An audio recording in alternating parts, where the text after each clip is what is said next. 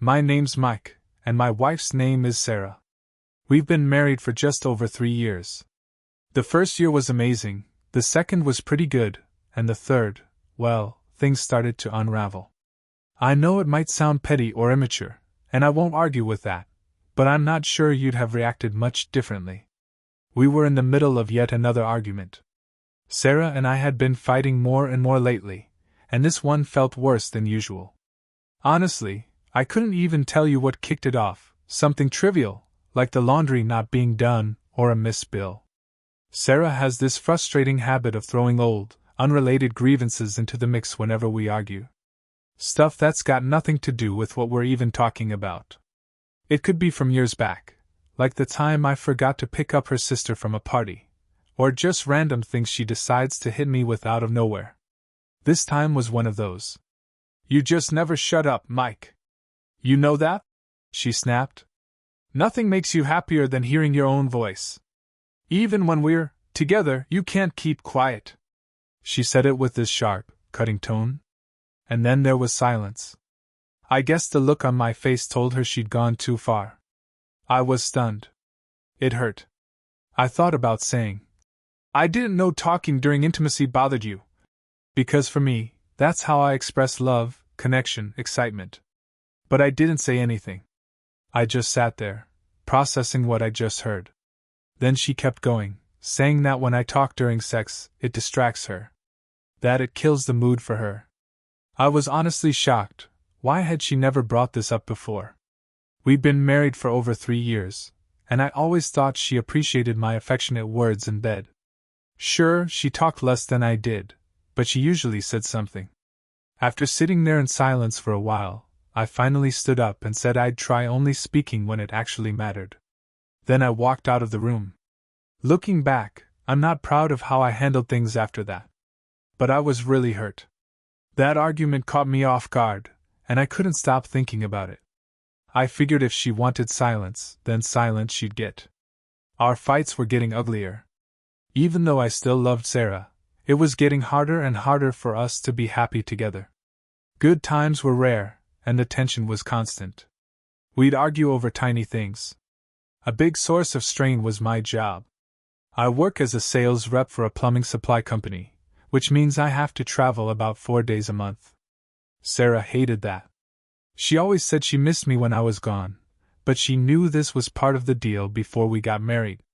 She'd also been wanting to start a family, and I kept asking her to wait, at least until I got a promotion that would let me be home more. I didn't want to have a kid while still spending half the month on the road. So yeah, those were our big sticking points. But lately, even the tiniest thing would spark a fight. It felt like the well of love and patience had almost run dry, and I couldn't figure out why. But the thing that stuck in my head, the thing I kept replaying over and over, was her saying that my voice turned her off. That my talking during sex was the opposite of arousing. And I couldn't help wondering, was it because someone else had been turning her on? Someone who kept quiet? It seemed ridiculous at first. But then I thought about a few things. Like during my last work trip, about 10 days ago, I couldn't get a hold of her twice. The second time, her phone was completely off, and she should have been home from work by then. The next day, she said she'd gone out for drinks with some friends. Sounded innocent enough. But I'd called the house around 10:30 p.m., and she still wasn't back. Then there were the phone calls. 3 times in the past month, someone called, and when I answered, they hung up. Not exactly a smoking gun, but still, it was weird.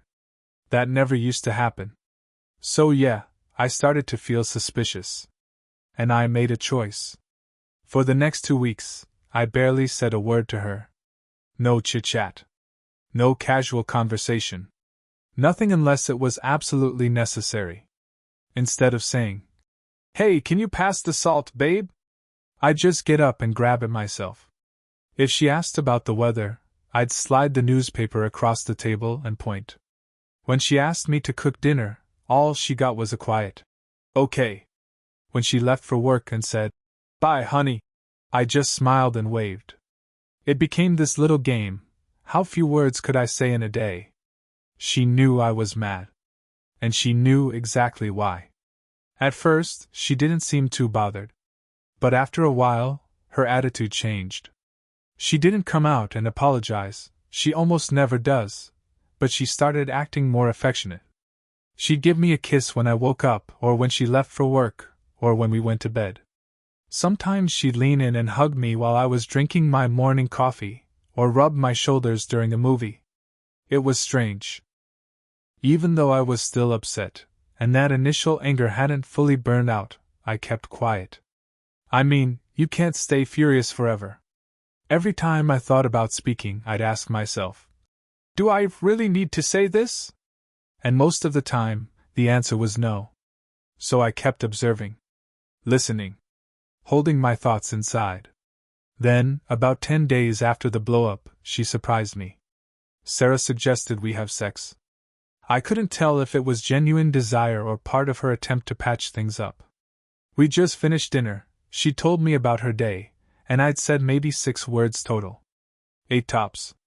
After clearing the dishes, she stood up, took my hand, and smiled. A big, warm, inviting smile. She said to leave the mess for later. There was something else she wanted from me. She led me to the bedroom. I couldn't help wondering, had the emotional distance between Sarah and me grown because I'd gone quiet, or had I gone quiet because the distance was already there? We made love that night, smooth, familiar, almost automatic, but I didn't say a single word the entire time. Not one. I just couldn't bring myself to speak. I felt this weird coldness, like we were strangers sharing a memory instead of a moment. I wasn't even sure it was what Sarah truly wanted, but after everything she'd said in that last argument, I wasn't going to risk opening my mouth. Afterward, I rolled onto my side, and she curled into me with a soft, content-sounding hum. No words. Just silence. We laid there together for a while, but I couldn't read her expression or guess what the experience had meant to her. For me, it felt hollow. Empty. And I couldn't tell if it was the silence that made it feel that way, or if the silence just highlighted how far apart we'd drifted. A few more days passed, and I kept up my minimal talking routine. Then one night during dinner, Sarah finally snapped. She looked frustrated and asked why I wasn't saying anything. She wanted to know if I had anything, to share. I paused for a second, trying to find the right words. I told her, I thought this was what you wanted. She sighed and shook her head. I want a husband who talks to me. Who shares what he's feeling. Not some department store mannequin. Honestly? I had to bite back a laugh. That was a pretty good line. Just a week ago, she was complaining I talked too much. So I was doing the opposite. Trying to fix it. Apparently, that was wrong too. She accused me of dragging this out too far, called it my Silent Sam routine. I looked at her for a long second before answering, a mix of annoyance and genuine confusion behind my words. I really don't know what you want, Sarah. First, I talk too much. Then I talk too little. What am I supposed to do? She shot me a glare that could cut glass. Just stop and be the man I married. That's dumb. I regretted ever saying that she talks too much. It was an argument, I was pissed, and I just said it to hurt her. So I admitted that. I'm sorry. That was low. But what you said got to me. It made me think, maybe I do talk too much. Maybe I speak without really thinking if it's worth saying at all. Then I smiled, just a little. In a weird way, this whole thing helped. Gave me perspective. To my surprise, she smiled back. The warmth returned to her face. For a brief moment, we felt close again.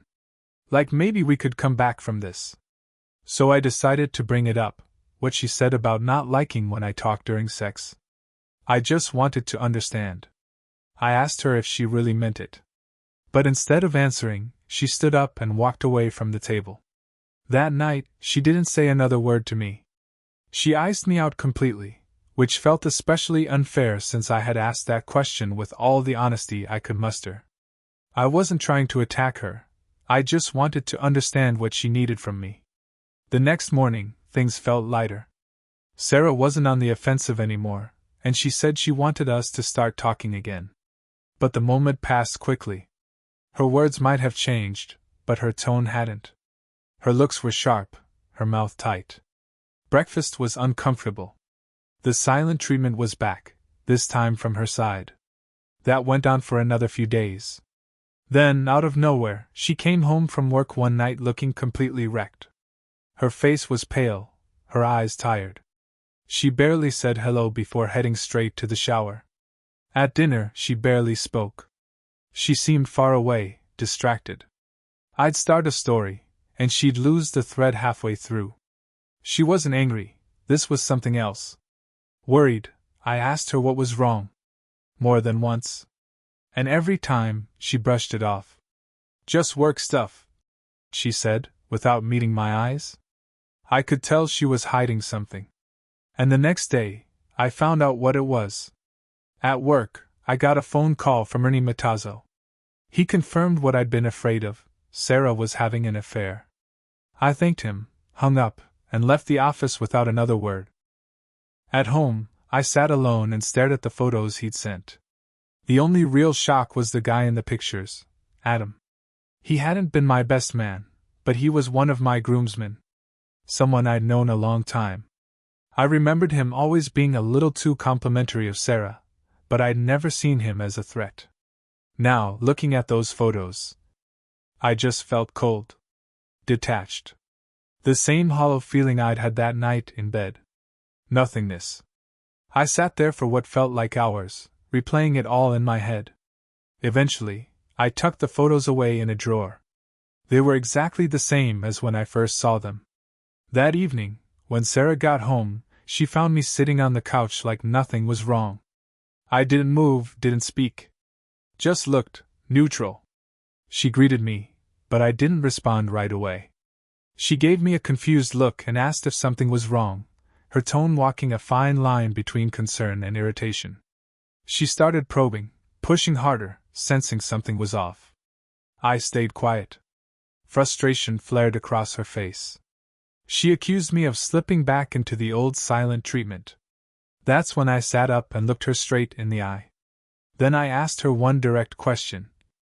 I looked Sarah straight in the eye and asked, "How long have you been seeing him?" She froze. Her face went pale, and she instinctively took a step back before sinking into the chair across from me. She looked confused, scared, even, as she tried to figure out where the question had come from. She studied my face, trying to read me, but I kept everything blank. Then came the denials. She gripped her hands tightly in her lap and kept insisting she wasn't involved with anyone. Her voice trembled with frustration and hurt, like I was the one doing something wrong for accusing her. She demanded to know where this was all coming from, practically begging me to explain myself. I didn't say a word. I just reached over, grabbed an envelope from the coffee table, and handed it to her. Inside was a photo. Sarah. In Adam's bed. She barely looked at it. Her hand jerked as if it had burned her, and she dropped it onto the floor like it might explode. Her cheeks flushed red, and she recoiled further into the chair, avoiding my eyes. She turned her head, as if the walls were suddenly more interesting than me. Without a word, she stood and started toward the bedroom, clearly trying to change the subject or escape the conversation altogether. But I wasn't letting her off the hook. I stepped into her path, holding the photo out between us again. She stopped, clearly rattled, and our eyes finally met. Hers were wide and pleading. "How long?" I asked again, calm but firm. She didn't answer. Just wrapped her arms tightly around herself and shook her head. The silence stretched between us like a chasm. Finally, she spoke, not to confess, but to beg me not to make her say it. She said she didn't want to talk about it, that it was too hard. I turned and walked toward the bedroom. "I'm leaving," I said. That got her attention. She rushed after me and pleaded with me to wait, promising she'd tell me everything if I just gave her the chance. So I stopped. Sat back down. Watched her. Waited. It took a while, but she finally began to talk. Her voice shook, but her words were clear. She said she was sorry, deeply sorry. That she never meant for this to happen. That she didn't want to lose me. She looked so small in that moment, like someone desperate to undo something that couldn't be undone. Then she said something I hadn't expected. Adam told me you were cheating too. That stopped me cold. I didn't respond. Just motioned for her to keep going. She told me it started about a month ago. She ran into Adam at the grocery store. He was charming, friendly, said he felt bad that I was always away for work and that she must be lonely. A few days later, he showed up at the house with pizza and a bottle of wine. They hung out. Talked. Nothing happened, at first. Then he told her I was cheating. That I had confided in him about some girl I'd met on the road. He gave details. What she supposedly looked like, how we met, even how, amazing, she was in bed. And Sarah believed him. She said she broke down crying. And that Adam had comforted her, told her she was beautiful, that he couldn't understand how any man would cheat on someone like her. Said he'd do anything to make her feel wanted. And then, she said, they ended up in bed. She swore she didn't plan it. That it just happened. Then yesterday, she found out the whole thing was a lie. Her voice was flat now, numb, like the realization still hadn't fully sunk in. She told me that during a conversation with Adam, he brought it up again, said if I hadn't been with Julia, then maybe they never would have discovered how perfect they were together. Except the last time he mentioned the woman I was supposedly seeing, he'd called her Joanne. When she pressed him for details, what this woman looked like, how we met, he got flustered. Couldn't answer. That's when Sarah screamed at him. Demanded the truth. And he laughed. Said it was all made up, just a story to get her into bed. Sarah's face twisted with pain and humiliation. She said she grabbed her clothes, yelled at him for using her, for lying, for treating her like a fool, and all he did was smile. Smug. Like none of it mattered to him. By then, she couldn't talk anymore. She broke down in front of me, sobbing into her hands, her whole body shaking. And me? I sat there in silence, 1,000 thoughts screaming in my head. Was she really that naive? Or had our relationship fallen so far that she wanted to believe something that absurd? Was it easier to think I was unfaithful than to face what she was doing? And Adam, someone I'd called a friend for over 15 years, how could he do this? I didn't say anything. Just stared ahead as she cried. 5 minutes passed. Maybe more. Then I stood up. Sarah's eyes followed me, filled with fear. She didn't say a word as I walked over to her purse, pulled out her cell phone, and slipped it into my pocket. Next, I went to the kitchen and bedroom, unplugged the landline phones, and tucked them into a bag. At the door, I turned back and looked at her. I'll be back, I said calmly. Don't leave. Don't answer the door. Don't talk to anyone. She nodded, pale and scared. And I walked out. On my way to Adam's place, I forced myself to breathe slowly. Stay in control. Look calm. Friendly even. When he opened the door, his face twisted with surprise, and just a hint of fear. Without hesitating, I knocked on Adam's door and greeted him like it was just any other day. Hey man, I said casually. Figured I'd stop by, grab a couple beers, catch the Phillies game. Sarah's stuck in some late work meeting. He looked at me a little too closely, like he was trying to read my tone. But I kept my face relaxed and smiled just enough to sell it. After a short pause, he nodded and stepped aside to let me in. We settled into his living room. I made some small talk, kept things light while the game played in the background. Adam seemed cautious at first, but after a while, he started to relax, probably thinking it was just a friendly visit. Inside, though, I was wound tight. I didn't know how this was going to play out. I was just waiting for the moment. It took over an hour before I finally steered the conversation where I needed it to go. I casually asked, "So, you seeing anyone lately?"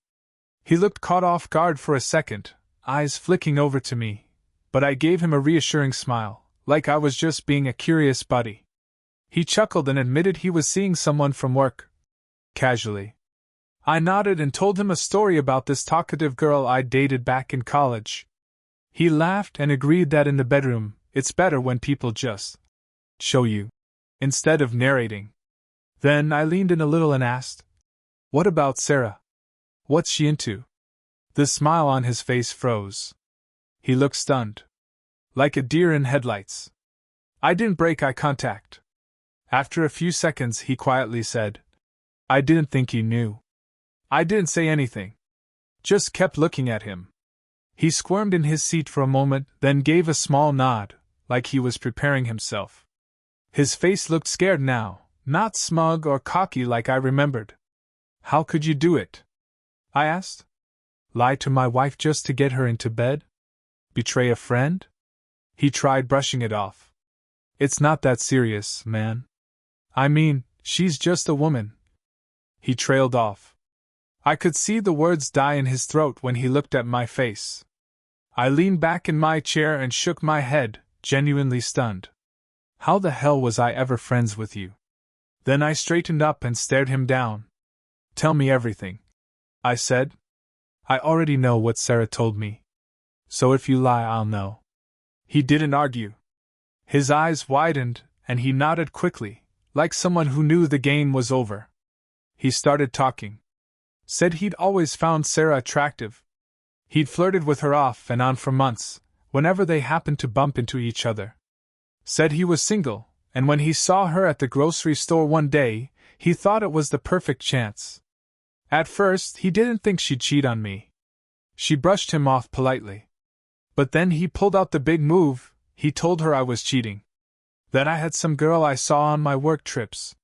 He fed her a detailed lie, what she looked like, how we met, how great she supposedly was in bed. When Sarah still hesitated, he pushed harder. Made her feel neglected, angry, hurt. Told her she deserved better. Made her feel like I didn't value her. And when she finally broke down, crying, vulnerable, he stepped in. He said they ended up in bed that night. And then they did it again. He said they saw each other about 5 more times, always at his place. The first time, she cried through most of it, guilt, sadness, anger. But after that? He said things were amazing. Told me with a smirk, like he was bragging. I didn't say anything.